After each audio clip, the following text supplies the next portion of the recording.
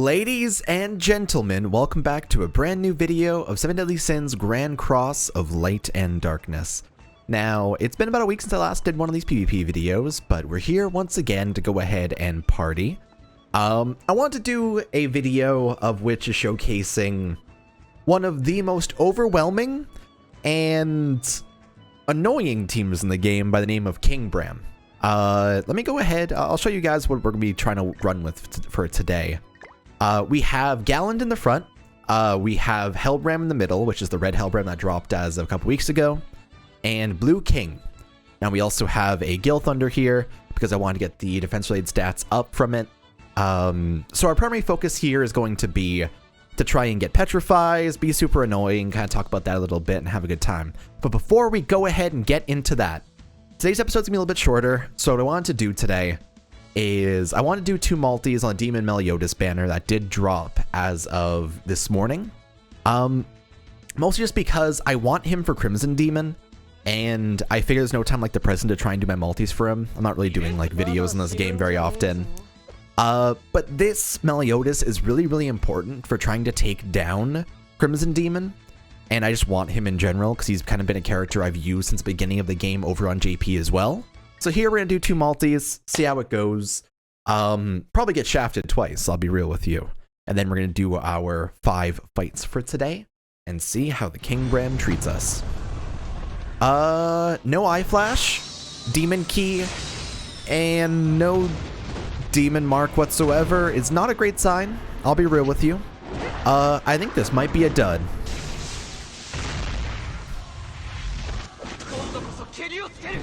And I think it might be proven here. Oh, Spaghetti-O. Damn it. Surely I can't get shafted 2 multis in a row, right? Oh my god, it was all R except for 1 SR. Oh, that hurts. Next up, you know what? We're gonna go for the skip luck this time. You ready? Oh, that's an eye flash. Let's see. No. That is definitely not skip luck. Alright, well, I'll take out Doggetto. You know what? He was only available into the Hawk Pass. Doggetto died in the most recent JP story. But I'll take it. Thank you kindly. But we're gonna go ahead and hop right into PvP here. Over here on Global, unfortunately, I did end up getting shafted on the Gauther banner. So we're using Galland instead of using Gauther, despite the fact that Gauther is like the main character to use in this team alongside these two, because you want the tier 2 cards quite a bit. It should be fine. And I think that today is going to be, because I'm in Silver 5, I think today's gonna be mostly like bot people anyway. We'll see how it goes. But probably gonna use the auto eat, and we're just gonna do 5 matches here and kind of chill a little bit. I have work stuff today, so I gotta try and like get ready for that alongside this. So I want to do just like 5 matches today and kind of see where we end up. We'll be able to tell if it's a bot pretty easily because I only have 1 level 70 and I have 1 level 65, 1 level 60. If the enemy team has the same levels, that means it's a bot. So we'll be able to figure this out and see how the world moves on. Looks like we do have a 70, 65, 60, so it is a bot here. But it's not too bad. Honestly, this team, you typically want to try and shoot for 2 stars on a lot of the cards you have. So I'm actually not able to do a ton here. Also, Galland's cards are like Amplify, so he needs more buffs to actually be good. I'm probably just going to do that and then drag this over to get a heal ready for next turn. Typically, the Blue King shoots for a Petrify pretty early on. If they don't petrify my Blue King, I can get rid of all of that via just using my heal, which is nice. Oh my god, what is that? What is that sticker? I have never seen the sticker of King, like, crying in pain after being hit, but I respect it. It's a hustle. I do have the 2-star Petrify inside my hand, so I'm probably just going to try to shoot for that here. Bots don't move cards. So typically it's a lot safer to just kind of go like this, and the character won't get any ultimates for the next turn either. God knows Jericho's gonna be the scariest one because she's level 70 and she hits hard. She has always hit hard. She hits especially hard when she's dealing with 2 blues. Not a petrify though. Ow, that hurts a little bit. And that's not too bad whatsoever. Petrify does wear off this turn. I think I'm probably just going to do that. I think that's a guaranteed kill on Jericho. I'm just going to go for this to try and closer to Galen's ultimate here. Yeah, no. There goes Jericho. Good stuff.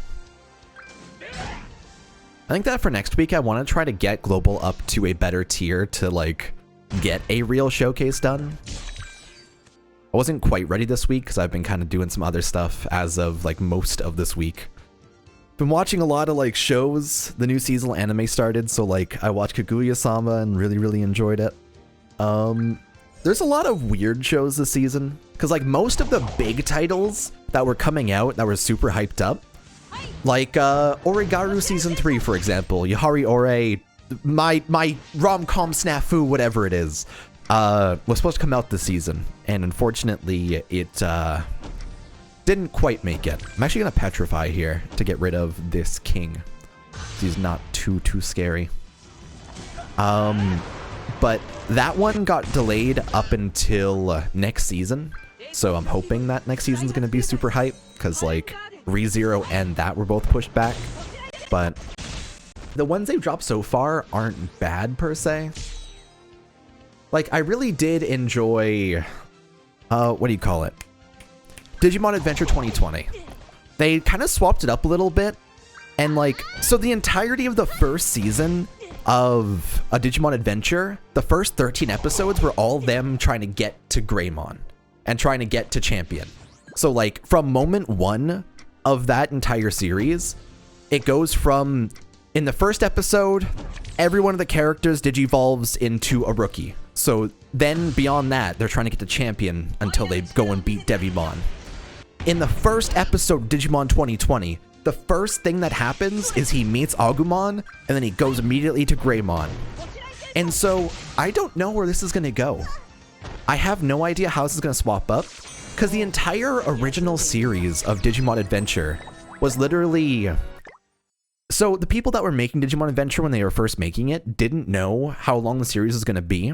A lot of the time when you're making a new anime, when it came to seasonal stuff at that time, it was based on whatever caught on. And Digimon, through its original run, began to catch on more and more, and began to get more and more hype for a lot of people. So it went from super basic, we have to beat Devimon, he has the evil gears, he puts in the butts of all the Leomon in the worlds, we gotta save them, we gotta make sure everyone's okay. And so every episode's based on Agumon gets his evolution, and then Gabumon does, and then Piyomon, and then so on, so on, so on. Every single episode is its own arc for a certain character.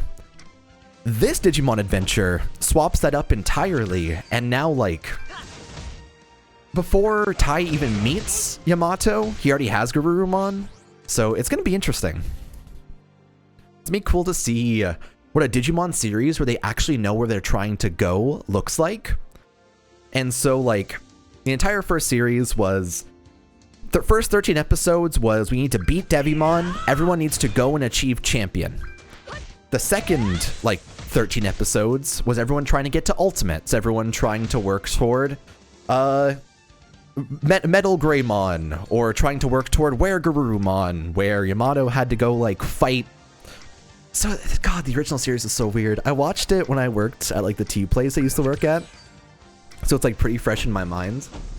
Like, I remember Yamato had to work at a restaurant, and so he works at a restaurant for, like, an episode and a half or so. Then he gets upset because something goes wrong, and his boss at the restaurant is apparently a Digimon who's an egg. And so the egg gets angry and begins to attack him. And so in order to fight back, Yamato turns his wolf into a werewolf man. And that's the plot of that episode. That's what Digimon was. Digimon was like every episode, now he's fighting an Eggman. Now he's fighting a hairy testicle. Now they're talking to a piece of poop about how slavery is bad. It's what Digimon became as it kept on running. So I hope that we get some good stuff inside this series. Can you tell I like Digimon a lot? I was always raised on like Digimon stuff, so I've always been a huge lover of it. Also, so I disabled this Meli's his buff before when I petrified him. I think he just dies from this one. I don't know if I should use my petrify to just do that, because they're going to draw into Jericho's ultimate here. I think I'm just going to do that. And then, can I trust Galland? I trust Galland. Galland, you need to kill. You're the wrong color, but I wanted to petrify the Jericho. I didn't kill. Oh no! Holy crap, he got destroyed. Okay. That's bad. We're about to get kind of clapped here. If this Meliodas has his ultimate linked with a Diane, it also stuns. So, it does. Oh no! Bye, King. Bye, King. Okay. Oh, it used to get this Getsuga on Helbram, so at least he's not dead yet. But we're not in a great state right now. It's not a huge deal, because I think I still just kind of net win this. I'm actually going to drag that over to get an alt charge on King for now. But yeah, no, this season's shaping up to be pretty nice. There's a lot more weird series than there are genuinely exciting series now because of the delays and stuff like that. And like ReZero's currently pushed back. I feel like a lot of the anime industry is going to swap up because of Kovoid right now. And so it's interesting to see what series are able to overcome that. And it seems to be a lot of the smaller series, the ones that people, I don't want to say wouldn't care about as much, but the ones that if the season turns out bad, it's a sacrifice that people are willing to make because they just need to get it out in the first place, you know? But yeah, this team's just kind of cruising through PvP right now. The teams we're fighting right now aren't really particularly scary, per se. It's a lot of, if you're fighting green Meli teams, it's based on what they don't do. So if they don't counter first turn, you smack them immediately and try and take care of them. If they do, you petrify. And you just try and make sure you work around that. Me attacking with Galland was my own greed, and me trying to just kind of brute force being good, and it didn't quite work out. But here, I'm gonna do this buff again, and then just do the double swing here. I don't have an ult steal, so I'm about to get clapped on somebody by the Slater. Not a huge deal, though. There you go. I'm trying to think of like what else this season really stands out to me, because I've been trying to check out every one of the first episodes of series that have come out. I liked Sing Yesterday for me, but like it seems like it'll get more exciting as time goes on inside it. That's how it is for a lot of shows though, naturally. But like in a drama heavy series especially, the drama doesn't hit until like episode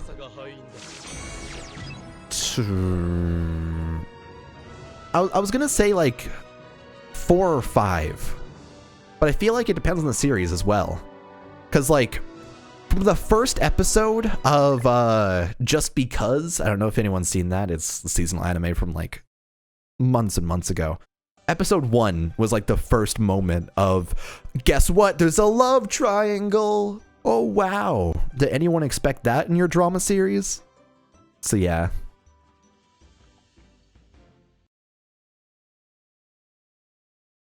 Man, KingBram's so stupid good. Like, having a double petrify, so I don't have Gauther right now, but Gauther would make it so that his team can also seal all attacking skills, unless the person's able to like bounce you off of it, or like heal it away, and they can petrify twice, which is crazy.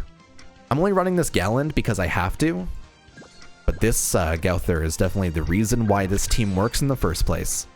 I think I'm actually just going to do this and then petrify the Gauther for now.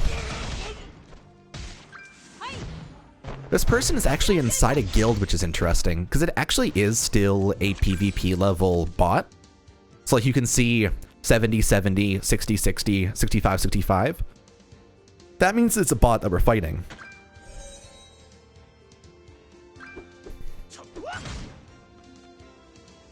So if I try and use the cards between my petrifies, I won't be able to petrify this turn.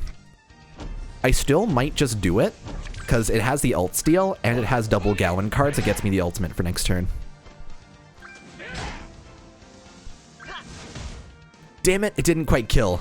He's probably going to rank up this turn then. I think I want to try and do a team where I focus mostly on Amplify.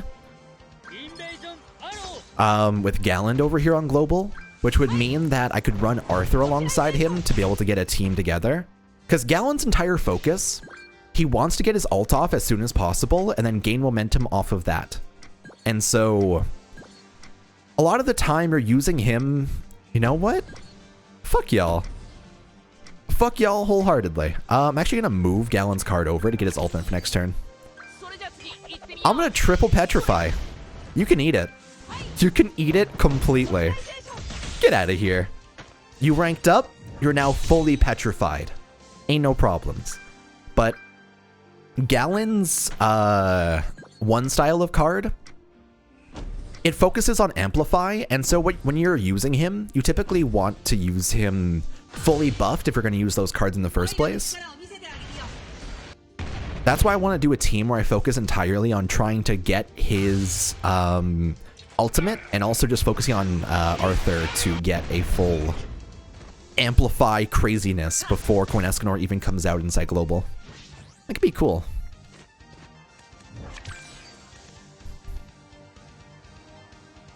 Alrighty. We are fighting a double freeze and a petrify, which isn't too pleasant, but will that get rid of all my buffs? I think that might. Uh-oh. Well, I'm just gonna get rid of that, and I guess just focus on swinging. It's not a huge deal. Luckily, the 1-star of King cleanses, so you don't even need to move it over to be able to actually get that off, which is nice. This hand is like godly. I'll be real with you. Oh, you healed. Oh, you're a meanie bobini, I see. In that case, I'm probably just going to... I'm just gonna petrify and then do my king card here. Cause I'd sooner do that and have the ult steal for next turn. This way I can just like focus on getting my ultimate ready. Are you gonna freeze Helbram this turn? What's your plan? What are you feeling right now, you bot? You're freezing my king. Twice. I see. I relate to that, you know? I too want to die. Alright, GG. Thank you kindly.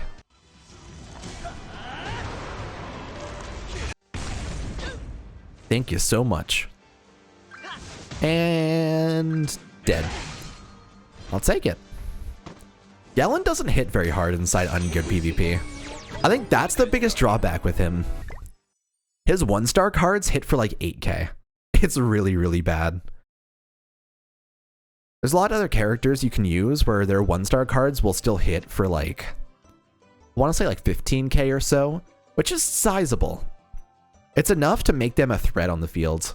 Galland really needs to get his momentum ready and to really start rolling, which is why Galland's game works so well, because like his actual passive makes someone have to hit him.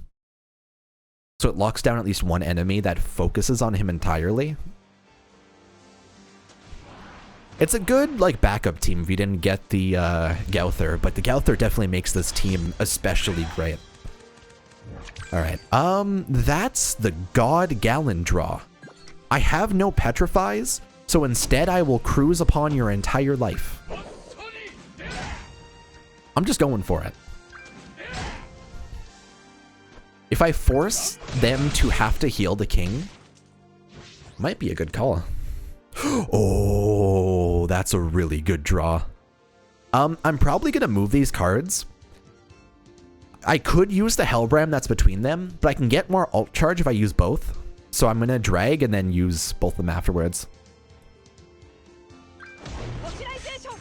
Unless you petrify.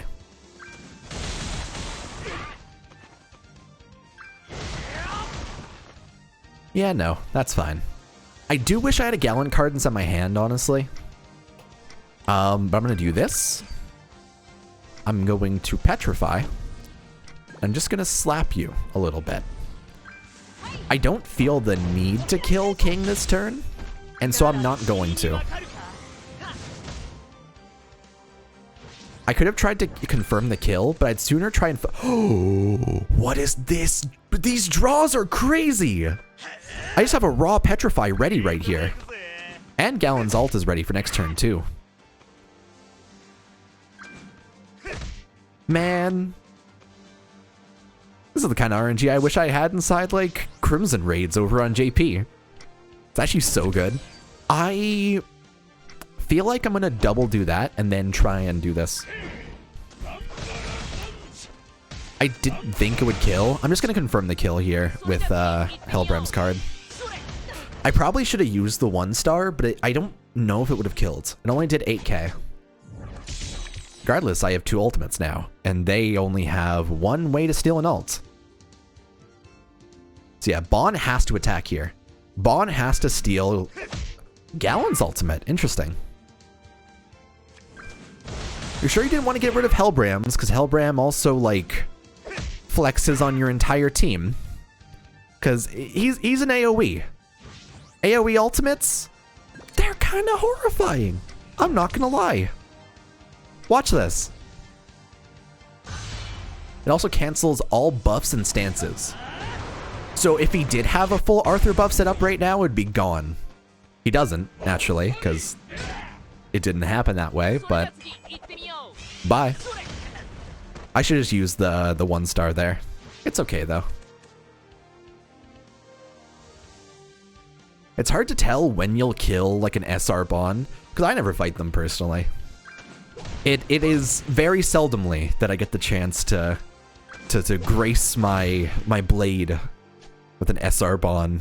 I'll be real with you. I'm probably just gonna go like this. Do that, and I'll just go for another Helbram. Helbram ult is in 1 more, so... Boop. And boop. Alrighty, I think we have 1 more battle after this one, so if you're not able to ult steal here, I think that's a GG for you. Take it easy. Bye-bye. His ult actually may not kill. It did. Okay, that's cool. He does have, like, I think he has at least 1 dupe inside him for right now. So that's helpful. Alright, it's time for our final fight of the video. This is a bit more chill, because, like, we're fighting mostly bots anyway, so it's not like we're stressing about winning or losing. I want to do a real Helbram or KingBram video, but I'm waiting for the coin Glocks to drop over on JP. He was supposed to drop this week, but instead they dropped only Monspeed and Fraudrin, which, while Fraudrin's really good in exchange for him, I wanted Gloxinia because he sounded crazy on paper. Apparently he disables all rank 2 and 3 cards, which is crazy, but he didn't actually come out just yet. He's only inside the files. But someday I will get there, and it'll be a great time. Main focus right now is going to be to kill the Gowther, so I'm just going to go ahead and do that immediately. He also has no healer, so without a healer, Helbram is definitely going to want that Gowther gone.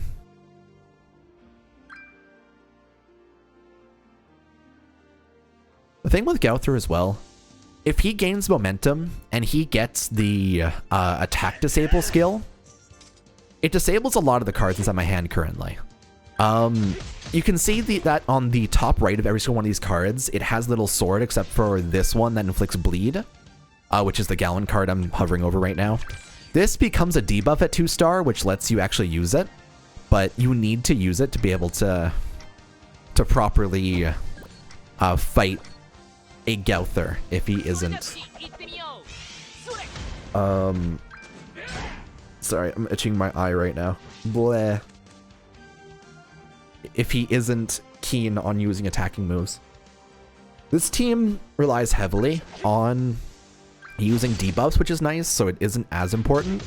But there's a lot of other teams like the Coin Escanor one, for example, where Gouther needs to die in the first turn or you will get bodied. I think I'm actually going to go ahead and steal the ultimate of that Bon. I'm going to do this. I'm going to get countered, which is unfortunate. I want to petrify, though.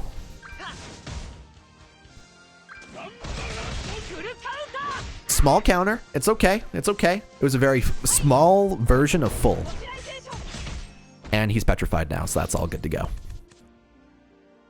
We're about to take a little bit of damage here, which is unfortunate, but let's see how it goes. Well, at least it's not with Diane. If it's not with Diane, it doesn't stun, so that helps a lot. Alright, so Meliodas actually isn't countering this turn, so I think I'm going to do this. I'm going to kill. And you know what? Since I can't petrify, I'm going to heal. I think that Gouther dies. There you go. Good stuff.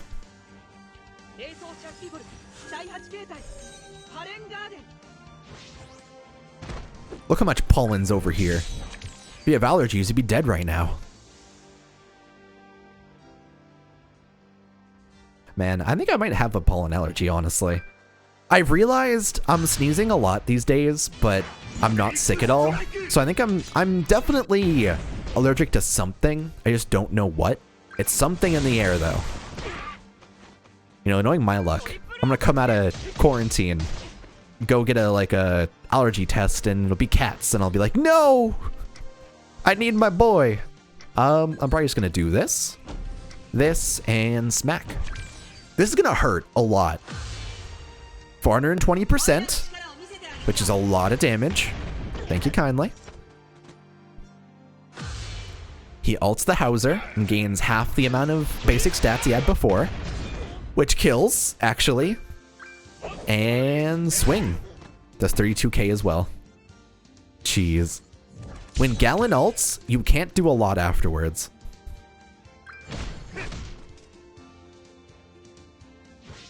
Actually, I could BM so hard right now. I'm gonna ult and double petrify. This is the KingBram guarantee right here. There's a lot of damage. Thank you kindly.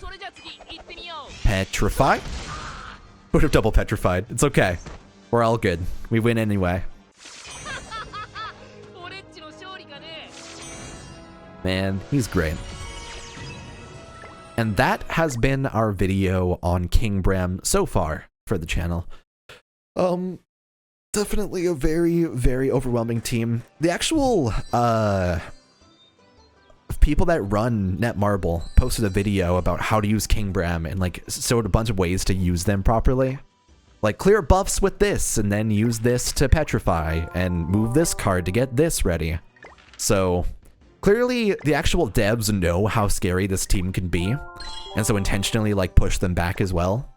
But there's definitely ways we're trying to deal with it, and like I think that going forward, there'll be a lot more answers to KingBram as we get more banners. So like Escanor is going to be an answer to it, because he can take down Blue King in like 3 cards.